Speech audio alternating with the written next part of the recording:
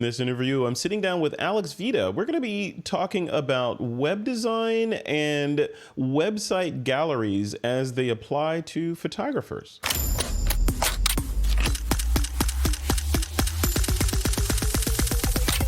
This is Twitter. Hey, welcome back to another episode. This is Frederick Van Johnson. Today we're going to be talking with Alex Vita about galleries in particular and websites for photographers, and what are some best practices for displaying work online and just having everything bulletproof. Should you go with a roll your own solution like WordPress and install awesome plugins into it? Or should you just pay a subscription fee to a Squarespace or someone like that and have it all managed by third parties in the cloud? Here to demystify all that is Alex Vita. Alex is a Romania-based web designer who knows pretty much everything there is to know about web design and photography as it applies to websites and galleries. And we're going to pick his brain today. Alex, welcome to the show, man. How you doing? Hi, Frederick. Nice to meet you. Happy to be here. Nice to meet you too. Are you ready for this? I got a ton of questions for you. I'm ready. Go ahead. I'm an open book. Cool. All right, let's start with chapter 1 of that open book. Who is Alex Vita? Like, how did you get started in all this, and how did you start building your niche in web design and gallery design for photographers? I started as an amateur photographer myself. I had a photo studio, shot a few weddings, a few portraits, sold some stock images. So that's how I got introduced to the field of photography. But I have a degree in computer science, and I started building websites for a few photographers, and that grew over time.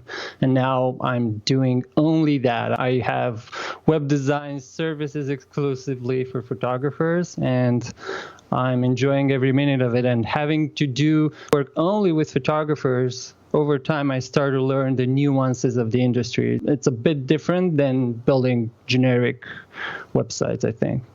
One of the big questions that comes up for a lot of photographers is, should I invest my time and effort in learning WordPress and, finding a great premium theme and putting it on there and owning it all? Or is it better to go to the Squarespace solution? As a web designer, where do you fall on that? Is it budget based? Is it skill set based, or something else?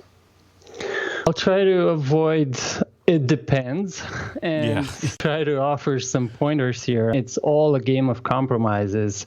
Yeah. I like WordPress. I think it's the big elephant in the industry, right? It powers a third of the internet for good reason. And there are dedicated photography platforms out there, which photographers have been using for a long time. The big players, SmugMug, PhotoShelter, and the other ones.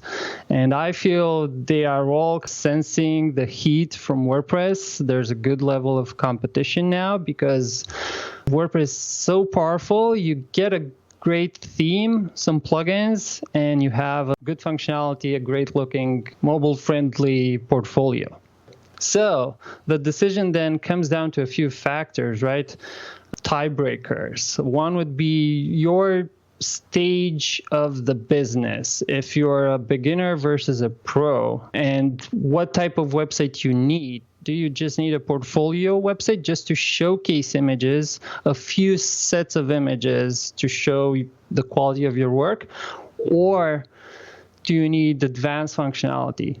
E-commerce, right? Selling prints, auto-fulfillment, selling licenses, selling photo-based products, calendars, and photo tours, and that sort of stuff. Do you need advanced blogging functionality and other stuff? Those details all matter in this decision. It's, like I said, it's a game of compromises.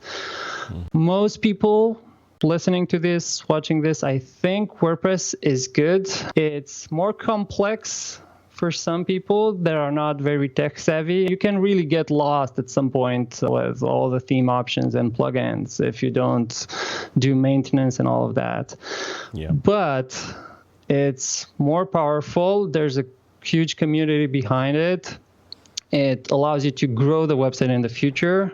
So I think it's a good foundation. Too often I get emails from clients, from photographers, coming to me saying that they used some sort of template. They used Wix or Squarespace, or they used WordPress, but paid photographers theme or something. It looks really pretty out of the box. Their demos look amazing, but they come to me saying, hey, I want to change this. Why can't I do that in the theme options? Because it's limited. You just get what you get. There's the dedicated services out there like the Zenfolio and the Pixie Set, SmugMug, etc. that let you put a gallery up there. And it's really interesting what you said about the lure of a beautiful WordPress theme. Looks great. You look at the demo, it looks beautiful, but then you get it and you install it and you're like, this is perfect except for this one thing right there. If I could just do this, and then they call Alex and then you have to go in and hopefully do some surgery. The question, and this is coming from experience, I've been on WordPress for a decade or so for the This Week in Photo site. And what I learned over the years is I was forced into becoming WordPress savvy through starting where you were, where you, like you said, okay, I have this theme, and then going in and trying to fix it. Then I found out, okay, now I got to learn this stuff and I got to learn CSS, and maybe I should use a child theme instead of a main theme.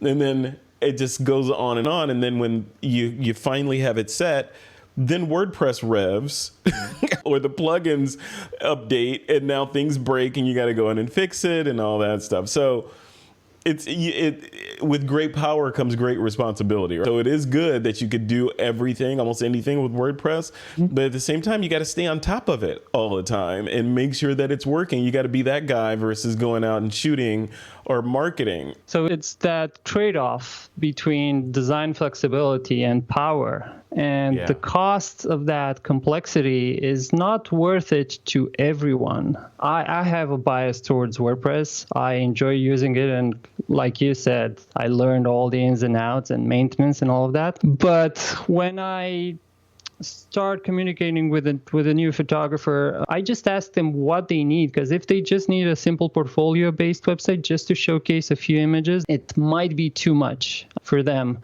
If they do take this decision, if someone takes the decision not to go on the WordPress side, not to go too complex, they run the risk of choosing a template that's being used by thousands of other photographers because it's a template, because you're just picking a theme and you have little design flexibility with it.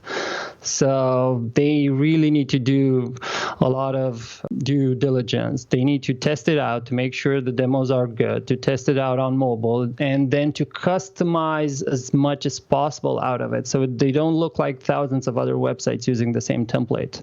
I see such websites, especially with the photography platforms. They pick a template from PhotoShelter or SmugMug or Zenfolio, and then there are hundreds of websites that look the same. They have a different logo, but then they're identical. So we come to that marketing thing. How do you stand out for the crowd? The industry is saturated, but you have the exact same website as other ones, so it's difficult. If you go with a minimalist type theme, though, does it matter if someone else has the same theme? Ideally, the website design is overshadowed by the work, right? So people aren't looking at, oh, well, hey, he used a 3-up grid and so did that guy over there. They should be looking more at the photos themselves. Where do you fall on that? Should the design of the site showcase the work itself? Right? I completely agree that the web design should not stand in the way of someone browsing the website and admiring the photos. Images always matter most, so definitely, especially for a portfolio, a few galleries hosted on a website, definitely. If the template is minimalistic and the images shine, that's enough. Of course, that would be similar to other websites. What I was referring to more was pro photographers needing more advanced websites. If they need e-commerce or other functionality, then they usually cannot just go with a simple template-based website. They need WordPress and plugins, and sometimes they even need to integrate different platforms. It happens like a hybrid website. You use WordPress for the blog and the static pages, the content, but then you use a different platform just for your archive, for selling images and prints and all of that, and you try to customize them so they feel part of the same website. The other side of the coin, is a website even necessary these days? I really want to get your thought on this because you're a designer and you sit in the middle of this and you have clients. I've been hearing increasingly from models, and photographers, usually younger, on the younger side, that, hey, I don't even have a website. Here's my Instagram. I do everything through Instagram. Message me through Instagram. I don't even have a .com website, or if I do, it points at the Instagram profile. As a professional web designer that's doing work in the photography niche, where do you fall on the whole Instagram argument? I just see social media platforms as great tools, great marketing tools, but just that. I see them as great instruments to raise awareness, to spread your message, but I just don't like photographers to set their home base there and not have a website at all. It just feels social media sites just come and go. They get acquired, they get closed down. It happens. Many years ago, there were a lot of photographers just having a Flickr account, if you remember that. They didn't have a website. They just send you their Flickr profile. And now it's Instagram, and it could be something else in the future. That all changes, whereas a website is an asset that you control, that you own, and you own the content and you control it. It's owning a house versus renting it. That's my attitude towards social media websites. I think they're great, but they're just tools that you can leverage to grow your business, not build everything on it. I don't think photo buyers or your clients or target audience treats you very seriously or sees you as an expert if you just send them on Instagram and not a website. And when you rent, you're subject to the rules of the landlord. In the digital world, it's the terms of service.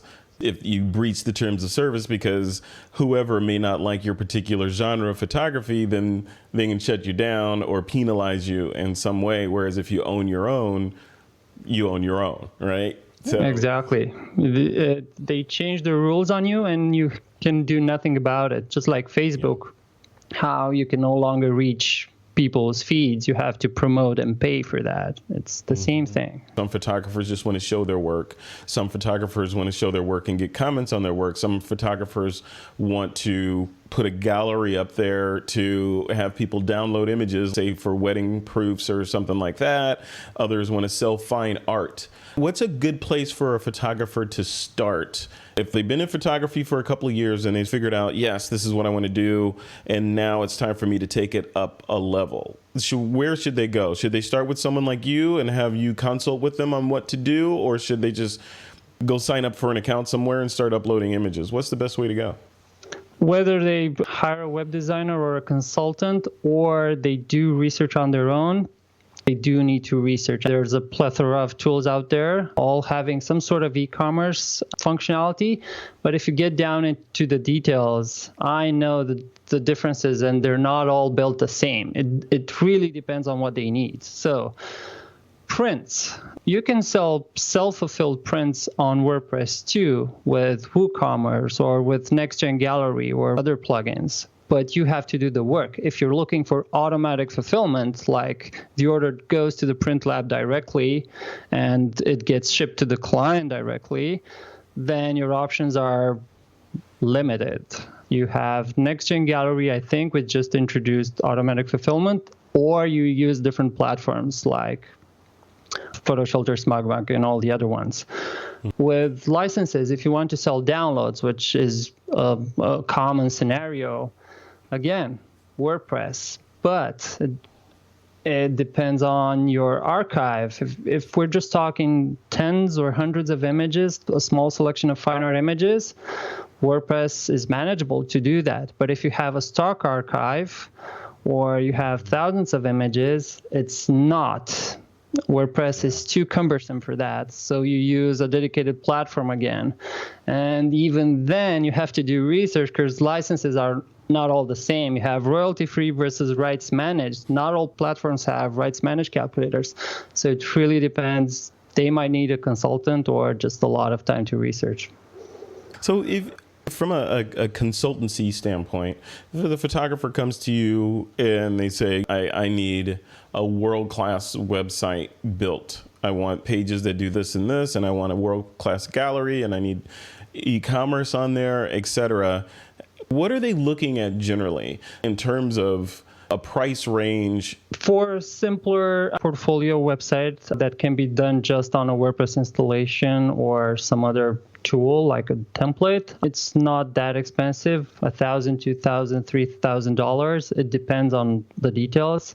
Where it starts to get expensive, from my experience, is when they need all that advanced functionality and a lot of customization. Integrating two platforms, like I said, in a hybrid website, WordPress plus something else, and both customized to match so it feels part of the same website, and more testing and more advanced SEO and all that stuff. My projects can reach up to $9,000, $10,000. It depends. That can get crazy expensive, or for stock archives. But for solo photographers, just for a portfolio website, it's usually simpler. And what about the photographers already have a website set up and they just need help refining it, say with SEO or something like that? Is that something that you offer? Over time, I added those types of services just by sheer demand. I do website reviews. I just do an audit, a review of the existing website, and make them a list of recommendations, of suggestions from scratch. I have SEO reviews, or what I call website makeovers, where they don't really need a new website from scratch, whether that's too expensive or too complex for them. I just go in and try to polish their existing website. I go page by page manually, tweak the design, clean up the admin area, and just make everything user-friendly if their existing platform is good enough, if it can be salvaged. So it's in the real estate analogy. Here's this house, the foundation is good and the framing is good. We're just going to put paint on it or change that wood out for brick or something like that. But sometimes you need to demolish the building and start fresh. You got to take it down to dirt and start. So if people want to see some of the stuff that you're working on, or contract you, or otherwise reach out to you, what's the best way to contact you online? My website is foregroundweb.com, F-O-R-E, groundweb.com. I have a ton of articles there, resources, courses, and a list of all the web design services that I offer. Basically, it's all about photography websites, nothing else. They can check it out, and I'm open to getting emails from clients if they have questions. All right. Alex Vita, thank you for coming on today. I appreciate your time. Happy to be here. Thanks.